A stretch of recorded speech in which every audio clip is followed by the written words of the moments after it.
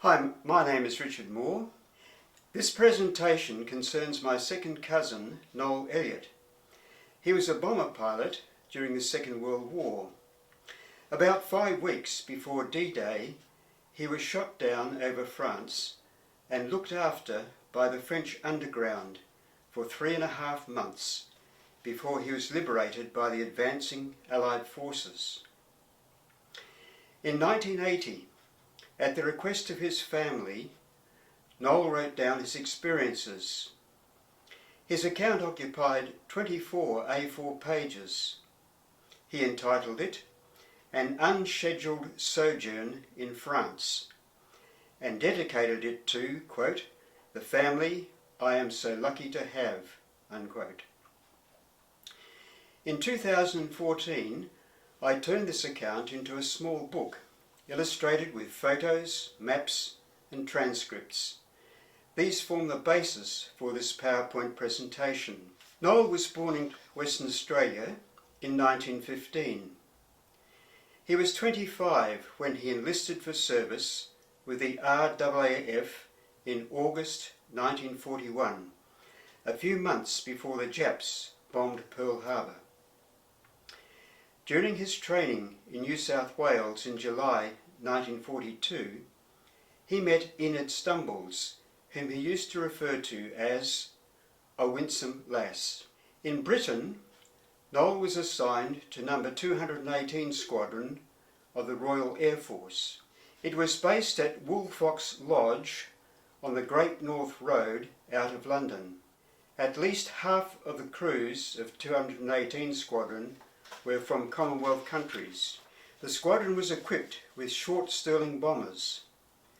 They were powered by 4 1600 horsepower Bristol Hercules engines, giving them a top speed of 300 miles per hour. Their maximum ceiling, when loaded, was 16,000 feet in winter, placing them well below the Lancasters and Halifaxes. They were capable of carrying 24 500-pound bombs as far as the Ruhr industrial district on the Rhine River in Germany. The short Stirling bomber was the first of the British 4-engined heavy bombers. It first flew in May 1939. By 1944, they were obsolete and had a high casualty rate. Soon after Noel Eliot's Stirling was shot down, the Stirlings of 218 Squadron were replaced by Avro Lancasters. This view shows a flight of short Stirlings. The Stirlings had a crew of 7, a pilot, navigator, flight engineer, wireless operator, bomb aimer, 2 gunners in the middle and rear turrets. Noel Eliot is shown in the centre of the group. A T under a crew member indicates that that person lost his life when the Stirling was shot down. Let's now consider the bombing mission. The goal of the bombing mission was the Chambly marshalling yards just north of Paris. The intention was to disrupt the German rail communications. On this occasion, an 8th crew member, Sergeant Wilson, a gunner, joined the mission for operational experience. He manned the front gun turret, which normally was only occasionally manned by the bomb aimer. Before leaving, Noel Eliot did something he had never ever done before. He had a half-finished letter to his winsome lass, Enid. He completed the letter, placed it in an envelope, and left it on his dresser. After he was reported missing, those who collected his belongings placed a stamp on it and posted it. This map shows the RAF base Noel Stirling left from and the goal of that mission, the Chambly marshalling yards. The Stirling took off on the 1st of May 1944 at 10:30 p.m. They had a good run to their target. At 11,000 feet, they were too high to be troubled by flak near the coast. Using their GH equipment, they flew along a beam until a second beam intercepted it. The bombs were then dropped to be right on target. After this, they headed for home. However, on their return, they were shot down. With their target 10 minutes behind them, they were attacked from behind by several Focke-Wulf 190s of the Luftwaffe. In spite of Noel's evasive corkscrew action, they were badly hit, with one engine on fire and the port outer engine out of control. After Noel had given the command to prepare for bailing out, the intercom went dead. Noel's last reading of the altimeter was 9,000 feet, as the Sterling lurched up and down. Following a well-practiced procedure, the crew bailed out. All this was done in complete darkness. Once out through the hatch, instead of waiting the recommended few minutes before pulling the ripcord, Noel did so immediately, relieved that his parachute opened. Later he realised that his early action had resulted in a sore right leg and a shallow cut under his jaw. Noel did not see any other crew members, but saw their aircraft burning on the ground. He corrected a pendulum swing by pulling down the shroud lines on one side. He was fortunate to hit the ground going backwards in a cleared field. This map indicates the relative placement of the crash site and the site where he landed. He picked himself up, released the parachute harness, rolled the parachute up and stored it under a hedge at the edge of the field. It was now 12:45 a.m. on the 2nd of May 1944. He resolved to leave the area as soon as possible. He decided not to head for the coast, as it was heavily manned by German troops, but set out in a southeasterly direction towards Switzerland. As he gathered his thoughts, he heard a large dog baying and approaching rapidly. His first thought was that the Germans had tracked him down with a bloodhound, but the dog rushed past him, evidently following the scent of a rabbit or a hare. His survival kit, carried in his breast pocket, contained a block of concentrated chocolate, tablets for purifying water, and a phrase card in several languages. For his breakfast he ate 2 small pieces of chocolate. With a razor blade concealed in his flying boots, he cut the top off his flying boots to resemble ordinary shoes and cut off all items that signified his identity and rank. He discarded the tops of his boots and put the other items in his pocket. Once it was dark again, he set out, still in a southeasterly direction. Noel was able to get a drink from a rather murky small stream. Finding something to eat proved much more challenging. He crept into the backyards of several houses, hoping for a cabbage or lettuce, but they were bare. At every house there seemed to be dogs that barked madly. At daylight the next day, May the 3rd, Noel decided to keep walking, as he was in an extensive forest, the Forêt de Hez, with very few signs of habitation. How then did he connect with the French underground? Late in the morning of May the 3rd, Noel came to a clearing with a few houses and fields that were being farmed. In lectures on escaping, airmen had been advised to approach only one person at a time. As the day wore on, Noel resolved to approach a farmer who was ploughing when he was about to finish for the day. He was implementing this when he came across an old lady gathering wood. She was startled to see him, but he showed her the phrase in his phrasebook which said in French, "I am a shot-down Allied airman. Can you help me?" Je suis un aviateur allié abattu, pouvez-vous m'aider? The old lady led Noel to her cottage in the small hamlet of Fliers. Shortly afterwards she was joined by her husband, the ploughman. Their name was Berthomier. Noel enjoyed a solid meal. Conversation was nil. He was then taken to a nearby barn where the upper story was furnished as a bedroom, and he slept soundly. Noel stayed with the Berthomiers for 3 days. During that time, a visitor cross-questioned him very closely. Later, Noel learnt that the 3 other members of his crew were being sheltered in other houses in the area. His cross-examiner was checking the information he gave against that given by his crew.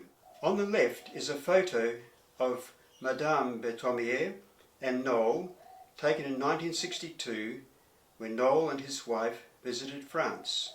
On the right is the barn where he was put up. In caring for Noel in this way, the Berthomiers took an enormous risk. Here is a translation of the warning of the German military command to French collaborators. It was distributed throughout France.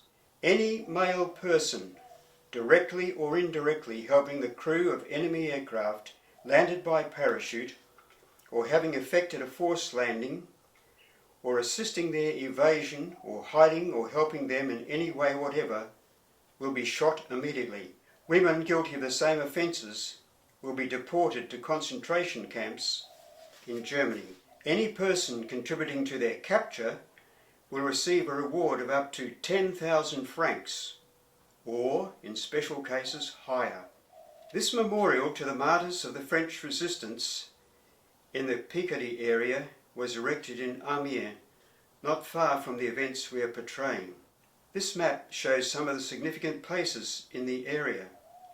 Amiens, where the memorial to the martyrs of the French resistance is erected. East of Amiens is Villers-Bretonneux, where the French have erected a memorial to Australians who gave their lives in France during the First and Second World Wars. To the west of Amiens is the small town of Poix. There the 4 crew from Noel Sterling, who did not survive, are buried. This church at Poix, on the left, has an ordinary cemetery attached to it, shown in the foreground in the central photo. At the back of the church there is a cemetery dedicated to Allied servicemen. Like Villers-Bretonneux, it too is kept in immaculate condition. Here are the tombstones of the 4 members of Noel's crew who lost their lives.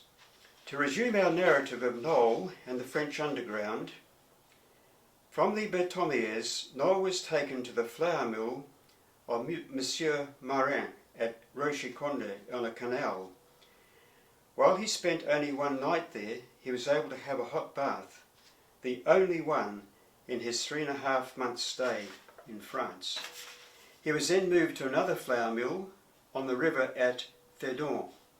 The owner of the mill was too afraid to have Noel staying there, but an employee, Madame Defricourt, took him to her home nearby, where he met her husband and 18-year-old son. He stayed with the Defricourt for 3 weeks. While Noel was with the Defricourt, members of the underground brought Noel civilian clothing, an identity card dated the 20th March 1943, shown in the slide, and a work permit. After 3 weeks, on May the 27th, Noel was picked up in a car with 3 American servicemen, taken to a railway station and issued with tickets for Paris. On the way to the station, Noel had his first contact with German soldiers, heavily armed. Their driver showed his papers, joked with the Germans and drove on. At the railway station, Noel caught up with 2 of his former crew members and was joined by another 3 American airmen. Their guide was a small, quite elderly French woman. They were to move in pairs, well spaced apart, with each pair keeping the pair in front in view. If their guide shook hands with another French person, they were to follow that person. On the train to Paris, a large number of German soldiers boarded. Paris itself was full of them. From the Gare du Nord in Paris, they followed their guide to a florist shop and were taken to a room at the back. There they met Virginia d'Albert Lake, the American wife of the chief of the resistance in Paris, Philippe. Not long after this, on June the 12th, Virginia was arrested by German soldiers while she was transporting 6 airmen to the camp in the forest of Fréteval. She disposed of a map to the camp by eating it. She was then interrogated by the Gestapo and taken to the concentration camp at Ravensbrück, where she suffered terribly. At Ravensbrück she was put into a work group of 250 people and was one of only 25 who survived the war. To return to the florist shop, when night fell, a French girl of 18 to 20 took Noel and two of the Americans to her flat. There was a collaborator above. It meant they had to take special precautions so as not to raise suspicions.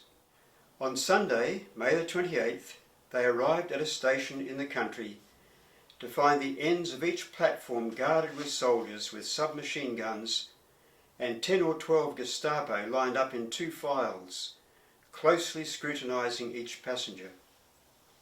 Their guide passed through without blinking an eye, and to Noel's great surprise, the Allied airmen were also allowed to pass. After a short time, the girl guiding them shook hands with a man, the signal to start following him. The walk to Monsieur Fauchard's farmhouse, where they would stay for 2 weeks, proved torturous, as German soldiers had to be evaded. Again they stayed in a loft. They were at the Fauchard when D-Day, the Allied invasion, took place on June the 6th. From the Fauchard they were taken to the camp in the Forêt or Forest de Fréteval. This map shows an area southwest of Paris through which a railway line passes. Vendôme is a larger town. Fréteval is quite small. The campsite was in the Forêt de Fréteval. Adjacent to the farm where they were staying was a forest, where a camp had been set up to hold around 70 escapees. Noel and his fellow escapees arrived in the camp on June the 11th. As more Allied airmen arrived, a second camp was set up, still in the same forest. Its numbers also grew to around 70. Noel had been appointed second in command of the first camp. The only weapon in the camp was a .38 revolver held by the commanding officer.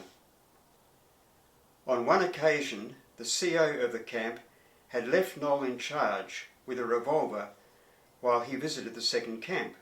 One of the Americans on guard duty came running up to Noel to report that there was a German at their guard post, with the insistence that Noel come and shoot him. As Noel remarked, "The thought of walking up to a man, German or otherwise, and shooting him in cold blood did not appeal to me at all." However, to his great relief, when he went off with a revolver, he found that the German was actually a member of the Resistance, a forester in a grey-green uniform. After the war, a memorial was erected on the edge of the Forêt de Fréteval.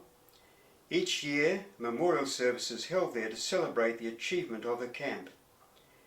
The inscription reads, "Here, 152 Allied aviators were saved by the Resistance between May and August 1944.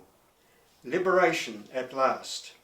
A British armoured column arrived in the field adjoining the forest where the 2 camps were located on August the 11th. 3 days later, a fleet of civilian buses equipped with charcoal burners, as was common during the war, conveyed the camp's inhabitants to the American Army headquarters at Le Mans.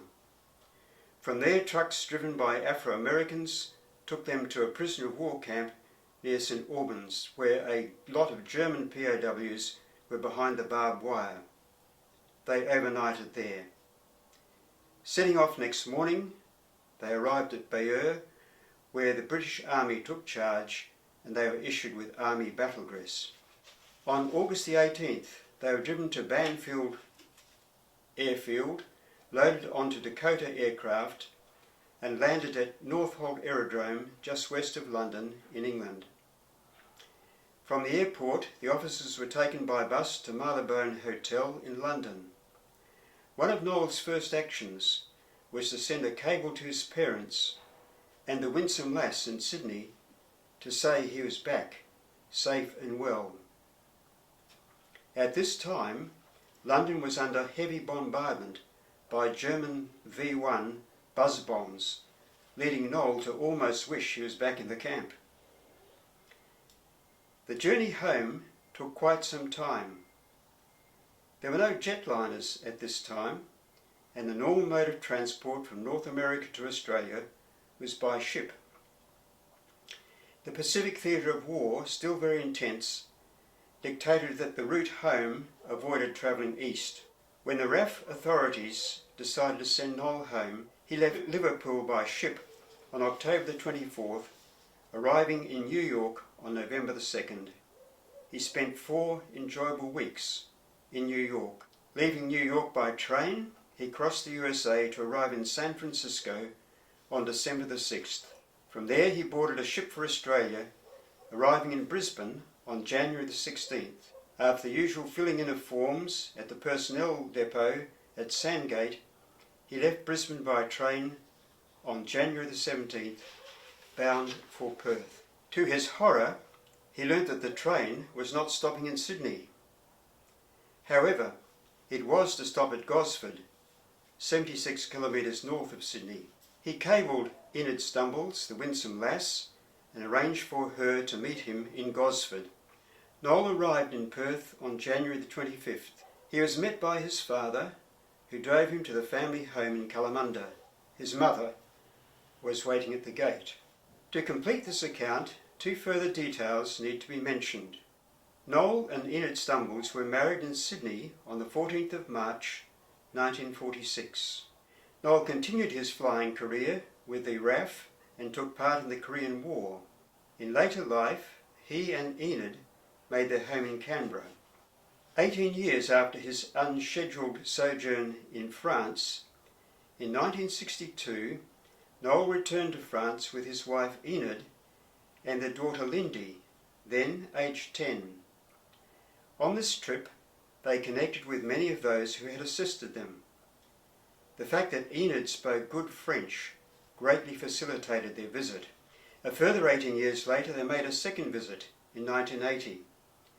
In that same year, at the request of his family, Noel wrote his account of his unscheduled sojourn in France.